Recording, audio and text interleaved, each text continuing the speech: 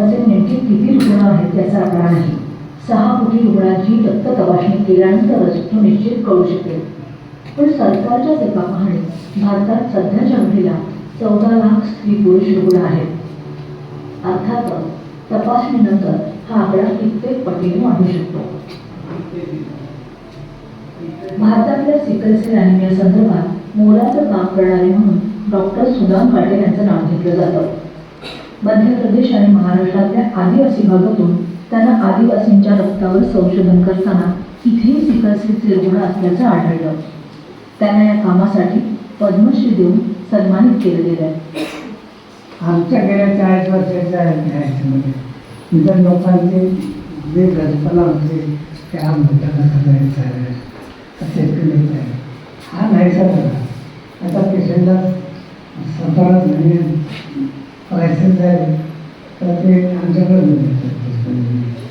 तर एवढा फरक त्या आदिवासी लोकांच्यामुळे आहे. असं सरकारने कॅरियरला लायसन्स कसं करता येईल, कॅरियरचं लग्न असा प्रयत्न जर केला तर हा फरक आहे.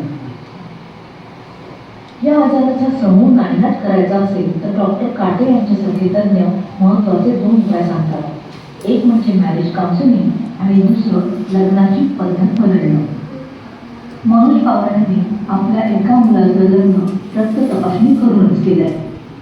कॅरियरचे लग्न करू नये ही जनजागृती फार आवश्यक आहे. रक्त तपासल्याशिवाय लग्न करणे फार आवश्यक आहे. मी बघतोय, तुम्ही नका बघू. फक्त पेशंटला त्रास होत नाही मॅडम, सर्व परिवाराला त्रास होतो. आर्थिक परिस्थिती खराब असेल, मानसिकता खराब असेल. सायलेंट किलर म्हणून समजल्या जाणाऱ्या आजाराबद्दल जनजागृती होणं गरजेचं आहे. तरच भारताला सिकल सेलचं मिशन गाठणं सोपं जाईल. शरद पडीसह प्राजक्ता धोळ, BBC न्यूज मराठी, नंदुरबार.